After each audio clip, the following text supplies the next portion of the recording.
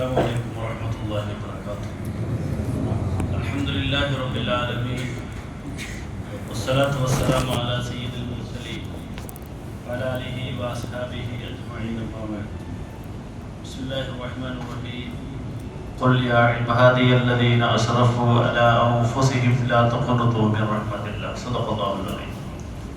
വിശുദ്ധമായ മസ്ജിദിൽ ഒത്തുകൂടിയ നമ്മുടെ അനക്കവും വടക്കവും ചലനവും അല്ലാഹു പൊരുത്തപ്പെടുന്ന ധർമ്മമാക്കി സ്വീകരിക്കട്ടെ. നേർച്ചകളും ദാനധർമ്മങ്ങളുമായി സിയാറത്തിന് വന്ന മുഴുവൻ സഹോദര സഹോദരിമാരുടെയും നമ്മളുടെയും എല്ലാ ഹലാലായ മുറാദുകളും അല്ലാഹു ഹാസിലാക്കി തരട്ടെ. എല്ലാ രോഗങ്ങൾക്കും അല്ലാഹു പാപ്പാന്റെ ബർക്കത്ത് കൊണ്ട് പരിപൂർണ്ണ ശിഫ നൽകി റബ്ബ് അനുഗ്രഹിക്കട്ടെ.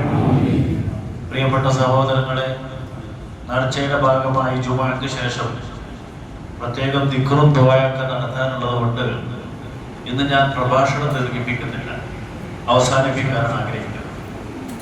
നേർച്ച കഴിഞ്ഞ ആഴ്ച ഞാൻ സൂചിപ്പിച്ച പോലെ ഇന്നലെ തുടങ്ങി വെച്ചു. ഇന്ന് ജുമുഅക്ക് ശേഷം ഈ നമ്മുടെ പ്രാർത്ഥനയ്ക്ക് ശേഷം വളരെ വിപുലമായ അന്നദാനം നടക്കും. നാളെ രാവിലെ 10 മണിക്ക് കഴിഞ്ഞ ആഴ്ച സൂചിപ്പിച്ച പോലെ 4 പേരിൽ നിന്ന് ഒരു വർഷക്കാലം മുഴുവനും ഓതി തീർത്ത പരിശുദ്ധ ഖുർആനിന്റെ ഖത്തം ദുആ നാളെ രാവിലെ 10 മണിക്ക് ഖത്തം ദുആയും മൗലൂദും കേന്ദ്ര ജമാഅത്ത് കമ്മിറ്റി ഭാരവാഹികളും കമ്മിറ്റി മെമ്പർമാരും 4 മഹല്ലിലെ ഉസ്താദുമാരും എല്ലാം ഒതുങ്ങുന്ന മഹനീയ സാന്നിധ്യത്തിൽ നാളെ രാവിലെ 10 മണിക്ക് നടക്കും. നിങ്ങളൊക്കെ അതിൽ പങ്കെടുക്കണം. അന്നദാനത്തിലും അല്ലാഹു റബ്ബുൽ ഇസ്സത്തി ഇന്നും നാളെയും നടക്കുന്ന അന്നദാനമൊക്കെ അല്ലാഹു പൊരുത്തപ്പെടുന്ന അമലാക്കി സ്വീകരിക്കട്ടെ. അതിനുവേണ്ടി നിരവധി സഹോദരങ്ങൾ അരിയേൽപ്പിച്ചിട്ടുണ്ട്. ഇന്നിപ്പോൾ നിരവധി സഹോദര സഹോദരിമാർ കൗണ്ടറിൽ അരിയുടെ കാശ് കൊടുത്തിട്ടുണ്ട്, ദുആ ചെയ്യണമെന്ന് പറഞ്ഞു. മറ്റൊരു സഹോദരൻ 2000 കിലോ അരി തന്നു. അല്ലാഹു റബ്ബുൽ ഇസ്സത്ത് അവർക്കൊക്കെ അർഹമായ പ്രതിഫലം നൽകട്ടെ. അവരുടെ മുറാദുകൾ അല്ലാഹു ഹാസിലാക്കി കൊടുക്കട്ടെ. രോഗങ്ങൾ അല്ലാഹു ശിഫയാക്കി കൊടുക്കട്ടെ. വിശ്വാസികളാകുന്ന നമ്മെ സംബന്ധിച്ചിടത്തോളം നേർച്ച ഇന്നും നാളെയുമായി നമ്മൾ തീരും. കഴിഞ്ഞാൽ ഉടനെ നമ്മൾ പോകുന്നത് വിശുദ്ധമായ റമദാനിലേക്കാണ്. റമദാനിന് ഏതൊരു വിശ്വാസിയും പാപങ്ങളൊക്കെ പൊറുപ്പിച്ച് ശുദ്ധമായ മനസ്സോടെയാണ് റമദാനിലേക്ക് നമ്മൾ കാലെടുത്ത് വെക്കേണ്ടത്. ഒരു വീട് ഇബാദത്തുകൾ കൂടുതൽ ചെയ്ത് നമ്മൾ റമദാനിനെ വരവേൽക്കുമ്പോൾ അതിന് മാനസികമായി നമ്മളൊന്ന് ഹൃദയങ്ങളൊക്കെ തെറ്റുകളിൽ നിന്നൊക്കെ മാറി നിന്ന് ശുദ്ധീകരണം വരുത്തിയിട്ടേ നമ്മൾ എന്തിലേക്ക് കിടക്കാവൂ, റമദാനിലേക്ക് കിടക്കാവൂ. അങ്ങനെയാണല്ലോ ഒരു വീട് നമ്മൾ പെയിന്റ് അടിക്കുകയാണെങ്കിൽ ആദ്യം പായലും പൂപ്പലും ഒക്കെ ഒന്ന് കഴുകി വൃത്തിയാക്കിയിട്ട് പിന്നെ അന്ന് പെയിന്റ് അടിക്കുക.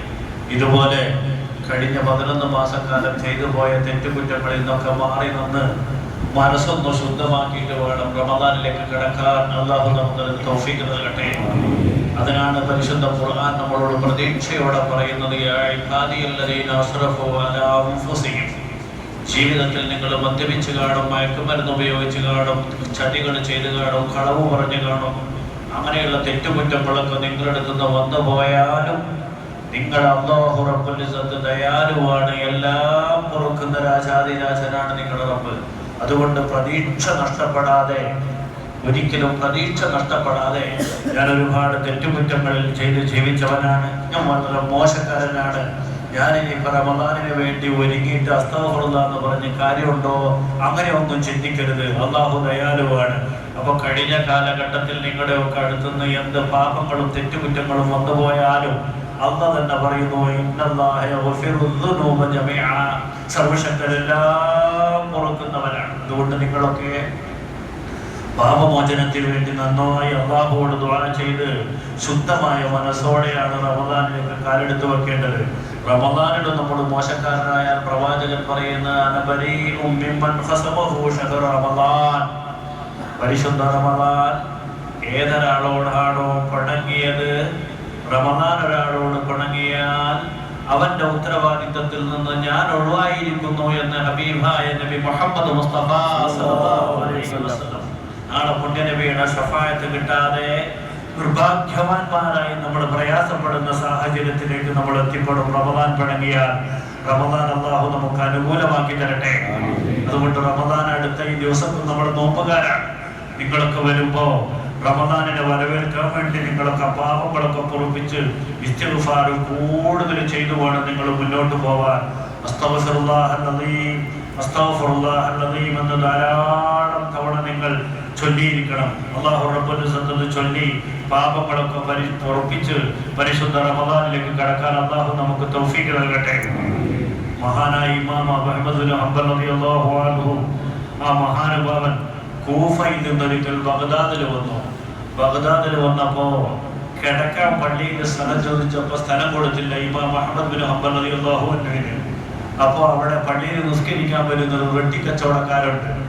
ആള് പറഞ്ഞ്, പള്ളി കമ്മിറ്റി നിങ്ങളെ പള്ളിയിൽ കിടക്കാൻ പറ്റുന്നില്ലെങ്കിൽ നിങ്ങൾ എൻ്റെ കൂടെ പോന്നോ.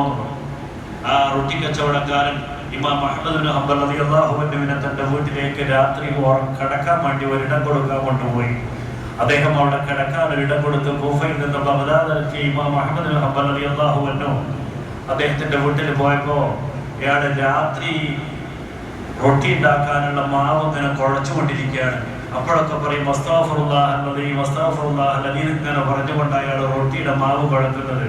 നേരം പുലരോളം റൊട്ടിയുടെ മാവ് കുഴക്കുകയും അസ്തഗ്ഫിറുല്ലാഹ് അൽ-അദീം ഇങ്ങനെ ചൊല്ലുകയും ചെയ്തപ്പോ ഇമാം അഹ്മദ് ബിൻ ഹംബൽ റളിയല്ലാഹു അൻഹു ചോദിച്ചു, നിങ്ങൾ എന്തായി ഇങ്ങനെ അസ്തഗ്ഫിറുല്ലാഹ് എന്ന് പറഞ്ഞുകൊണ്ടിരിക്കുന്നത്? അപ്പൊ അയാൾ പറഞ്ഞു, ഞാൻ ഈ അസ്തഗ്ഫിറുല്ലാഹ് അൽ-അദീം അസ്തഗ്ഫിറുല്ലാഹ് അൽ-അദീം എന്നിങ്ങനെ പറഞ്ഞതുകൊണ്ട് ദയാലുവായ അല്ലാഹു റബ്ബുൽ ഇസ്സത്തിന്റെ ജീവിതത്തിൽ ഞാൻ ചോദിച്ചതൊക്കെ എനിക്ക് തന്നിട്ടുണ്ട്. ഒരുപാട് ബിസിനസ് എനിക്കുണ്ട്, മക്കളുണ്ട്, ഭാര്യയുണ്ട്, സമ്പാദ്യമുണ്ട്. ഞാൻ എന്തൊക്കെ അല്ലാഹുവോട് ചോദിച്ചിട്ടുണ്ടോ ആ ഒന്ന് മാത്രം അല്ല എനിക്ക് തന്നിട്ടില്ല. ബാക്കിയൊക്കെ അസ്തഗ്ഫിറുല്ലാഹ് അൽ-അദീം ചൊല്ലിയിട്ട് എനിക്ക് കിട്ടിയിട്ടുണ്ട് എന്ന്. അപ്പൊ ഇമാം അഹ്മദ് ബിൻ ഹംബൽ റളിയല്ലാഹു അൻഹു ചോദിച്ചു, ഏതോ നിനക്ക് കിട്ടാത്ത ആ ഒരു കാര്യം? അപ്പൊ അദ്ദേഹം പറയാണ്, വലിയ സൂഫി വര്യനായ കർമ്മശാസ്ത്ര പണ്ഡിതനായ ഇമാം അഹ്മദ് ബിൻ ഹംബൽ എന്ന ഒരു മഹാപണ്ഡിതനുണ്ടത്രേ. അയാളൊന്ന് കാണണമെന്ന് ഞാൻ മനസ്സിൽ ആഗ്രഹിച്ചിട്ടാണ് ഇപ്പൊ ഞാൻ കൂടുതൽ അസ്തഗ്ഫിറുല്ലാഹ് എന്ന് പറയുന്നത്. അതെനിക്ക് കിട്ടിയിട്ടില്ല, അത് മാത്രമേ കിട്ടാത്തതുള്ളൂ. അപ്പൊ ഇമാം അഹ്മദ് ബിൻ ഹംബൽ റളിയല്ലാഹു അൻഹു പറഞ്ഞു, എന്നാൽ ഞാനാണ് ആ അഹ്മദ് ബിൻ ഹംബൽ റളിയല്ലാഹു അൻഹു, ഞാനാണ് ആ ഇമാം എന്ന് പറഞ്ഞു. ഞാനിത് സൂചിപ്പിച്ചത് ജീവിതത്തിലെ എല്ലാ പ്രയാസങ്ങളും നീങ്ങിപ്പോവാൻ, ജീവിതത്തിലെ എല്ലാ കാര്യങ്ങളും നേടിയെടുക്കാൻ അസ്തഗ്ഫിറുല്ലാഹ് അൽ-അദീം എന്ന പാപമോചനത്തിന് വേണ്ടി പശ്ചാത്താപ മനോഭാവത്തോടെ കുറ്റബോധത്തോടെ ദയാലുവായ അല്ലാഹുവിലേക്ക് മടങ്ങി പാപങ്ങളൊക്കെ പൊറുപ്പിച്ച് ശുദ്ധമായ മനസ്സോടെ റമദാനിനെ വരവേൽക്കാൻ സർവശക്തനായ റബ്ബ് നമ്മെ സഹായിക്കട്ടെ. അതിനുവേണ്ടി നിങ്ങളൊക്കെ പാപങ്ങൾ പൊറുപ്പിച്ച് റമദാനിലേക്ക് ഒരുങ്ങണമെന്ന് ഓർമ്മപ്പെടുത്തുന്നു. ജുമുഅ കഴിഞ്ഞാൽ സാധാരണ ഇറങ്ങുന്നത് പോലെ പെട്ടെന്നിറങ്ങാതെ പാപ്പാന്റെ പേരിലുള്ള പ്രത്യേക ദുആയിലും ദിക്റിലൊക്കെ പങ്കെടുത്തിട്ട് പുറത്തിറങ്ങിയ ശേഷം കേന്ദ്ര ജമാഅത്ത് കമ്മിറ്റി വളരെ വിപുലമായ അന്നദാനം നടത്തുന്നുണ്ട്. എല്ലാവരും പാപ്പാന്റെ ബറക്കത്ത് പ്രതീക്ഷിച്ച് ഈ അന്നത്തിന് വന്നവരാണ്. അതുകൊണ്ട് ഒരിക്കൽ മേടിച്ചയാള് രണ്ടാമത് മേടിക്കാതെ ഈ പുണ്യവും ഈ ബറക്കത്തും എല്ലാവർക്കും കിട്ടണം, മറ്റൊരാൾക്ക് കിട്ടാത്തതിന് ഞാൻ തടസ്സക്കാരനാവാൻ പാടില്ല എന്ന കാഴ്ചപ്പാടോടെ ഒരാൾ ഒന്ന് മാത്രം മേടിച്ച് ആ അന്നദാനത്തിൽ കേന്ദ്ര ജമാഅത്ത് കമ്മിറ്റിയോടൊപ്പം നിങ്ങളൊക്കെ സഹകരിക്കണമെന്ന് ഓർമ്മപ്പെടുത്തുന്നു. ഇന്നത്തെ അന്നദാനത്തിലേക്ക് ദാനധർമ്മങ്ങൾ ചെയ്തവർക്ക്, നാളെ നടക്കുന്ന വിപുലമായ അന്നദാനങ്ങളിലേക്ക് ദാനധർമ്മങ്ങൾ ചെയ്തവർക്കൊക്കെ, നമ്മുടെ പ്രയാസങ്ങൾക്കൊക്കെ വേണ്ടി ജുമുഅക്ക് ശേഷം നമുക്ക് ദുആ ചെയ്യണം. അതിനുശേഷമേ വെളിയിലേക്ക് ഇറങ്ങാവൂ എന്ന് ഓർമ്മപ്പെടുത്തി അവസാനിപ്പിക്കുന്നു. വാഖിറു ദഅവാനാ അൽഹംദുലില്ലാഹി റബ്ബിൽ ആലമീൻ. അസ്സലാമു അലൈക്കും വറഹ്മത്തുള്ളാഹി.